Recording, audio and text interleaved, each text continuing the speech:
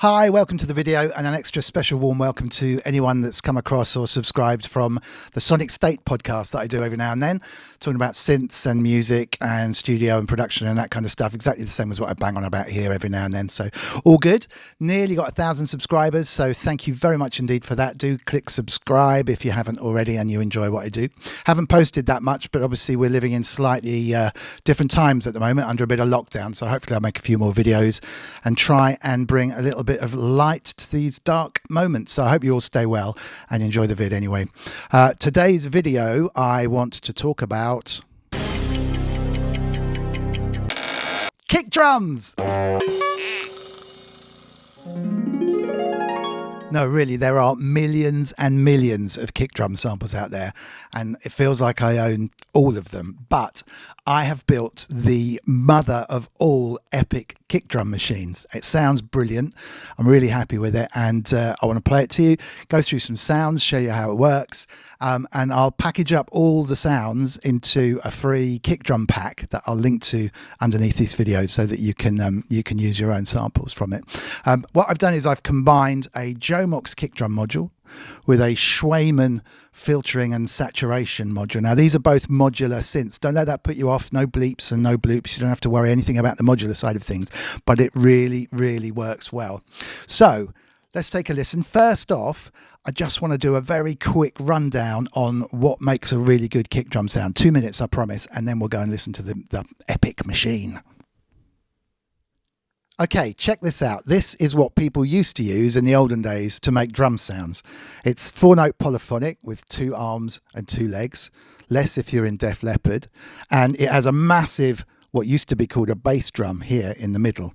And the bass drum is designed to move a lot of air and is now called a kick drum. So if we take a look at the kick drum, what you have is a thing called a mallet, I think, and the pedal. And if you stamp on the pedal, the mallet flips and smashes into the back of this drum skin here.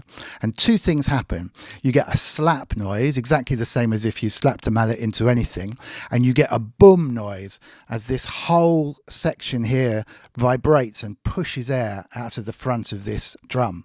And the air isn't just a boom noise, it's a vibration of air. It's quite a slow vibration, so that's why it's so bassy, and it vibrates the air in sympathy, which eventually moves on and hits you in the chest so you can feel it, and also hits you in the eardrums, and your eardrums vibrate at the same frequency as the drum skin, and that's what gives you an epic drum sound. So remember, there's 2 things going on here. There's the slap or the click at the front, and there's the boom of the body of the kick drum. So we need those 2 things if we're going to create a kick drum from scratch. Okay, so let's see how the software developers do it. This is a VST by Sonic Academy. It's called Kick 2. It's not my kick drum machine, but it does a very capable job. And it has this really good display here that shows you the waveforms and mixing that goes together to make a kick drum. So this is the default sound that it loads up with. Sounds like this. And it's made up of 1 click. If we zoom in here, it's the yellow waveform at the beginning here, and 1 boom, which is the blue, much more tone-like waveform here. And you can see it here. This particular bit of software allows you to mix 1, 2, 3 clicks together and 1 sub, which is the boom. This particular sound only uses the first click. So if I turn the boom off, just listen to the click. That's a very good click. And if we turn the click off and just listen to the boom, hopefully, even if you're listening on a phone speaker, then that should still come out. So together you get this great sounding kick drum. Now, these clicks are all samples. You can change them. There's a different one. There's a different one. And there's a whole bunch of samples that you can add and use your own and so forth. But the boom at the bottom is just a tone. So I'm going to turn that off. We're just going to listen to the tone. And this, you can ignore these white lines. These are an amplitude thing. So this is basically adjusting the volume of the kick over time. This is a pitch curve on that. So they've got it set so that it's starting at high pitch and it's dropping all the way down to low pitch. So if I get rid of that for a second, you'll hear a very slow high to low sweep of this tone. And if I pull this down, you get a very low boom, which sounds quite good. Now, using a pitch translation like this is very useful, because in the early days of drum machines, they didn't have sample playback. They couldn't just give you a whole bunch of clicks that they've recorded to choose from. They only had tone generators. So one good way of generating the click was to take a tone like this, it's only literally a simple tone, and put a pitch change on the very front of it so that it sweeps down from high to low, and you get this zappy kind of techno noise that you can then use as a transient click sound. So this is what it sounds like, which is exactly your zappy techno thing. So if you adjust the speed of that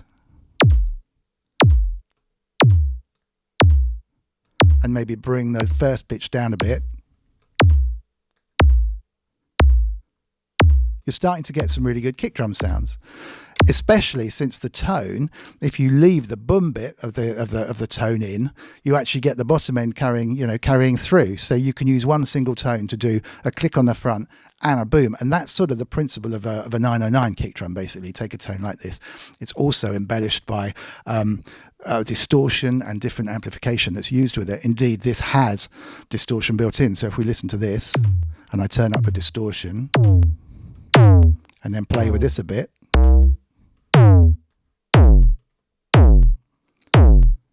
That's just a single tone, add in some clicks and so forth, and you've got it. So that's how you concoct a computer generated kick drum sound, and you use the same principles on an analog machine as well. An analog will have click generation, it might have some sweeps involved, and it will have a big boomy tone at the end to give you the weight behind the kick that you need. Okay, so that's the theory behind producing decent kick drums. Let's put it into practice. Take a listen to my epic monster mother of all kick drum generating trouser flapping extravaganza of a monster machine. This is the Techno modular rack that I've been putting together. It's still very much a work in progress.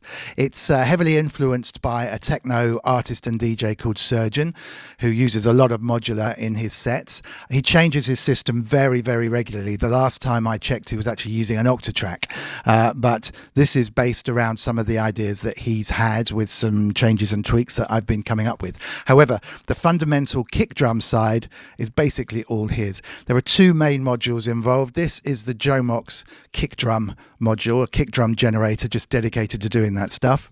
And this is the Cwejman QMMF4. This is a 4-channel filter and resonator, a bit like a mixing desk with built-in filter, built-in resonator, and a switch that provides some saturation and distortion, which is the key here to the kick drum. So the kick drum, as it comes out of the system, if we just select this patch 0, sounds like this,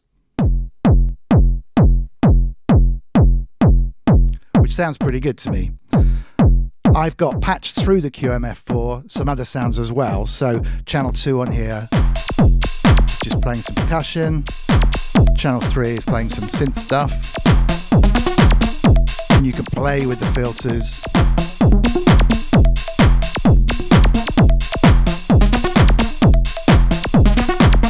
And at the moment on channel 4, I've just got some bass in there.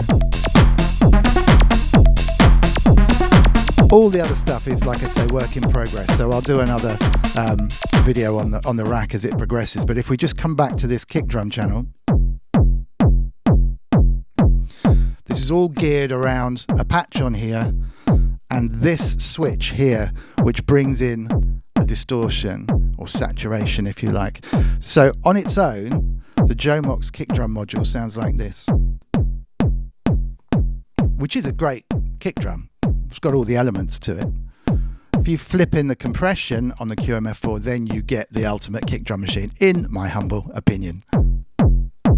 Now, clearly, there's a volume raise when we do this, so it's not a fair comparison. But on the video, I will just kind of match the volumes if I can so that you can hear it. So let's try without. You can hear the click. Volume wise, actually, they're quite close in terms of viewing a level meter. And there's the full version. And really, the combination of these two, to be honest, a lot of this is coming from the Cwejman. You have to have the elements of the sound, and the JOMOX kick drum module is a bit of a classic. I think they've just stopped making them. They are still available. Look around.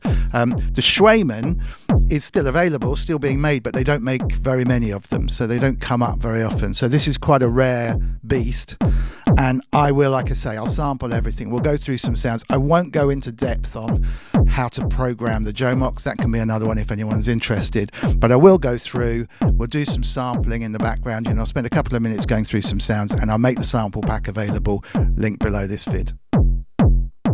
I've zoomed in and I've removed some of the chaos of cabling that exists here. Don't worry, I'm not going to play you a monotonous kick drum for hours on end. I'm just going to very quickly take you through a couple of the edits that you can do, changes of sounds and so forth. I'll leave that to the kick drum pack of samples. You can take a listen to those for as long as you want. But just very quickly, here's our basic kick drum sound, and without the QMMF4, and back in again. We can edit the sound on the JOMOX kick drum. Standard release times, pitch,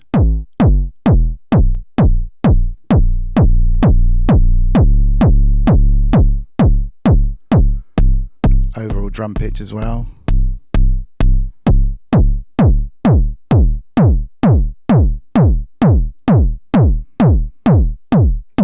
Filter control, and also the amount of click on the front that we saw earlier.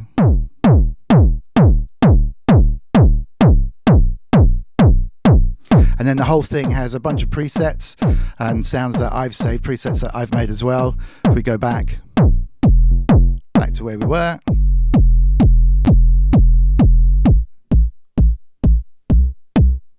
Some more effective than others.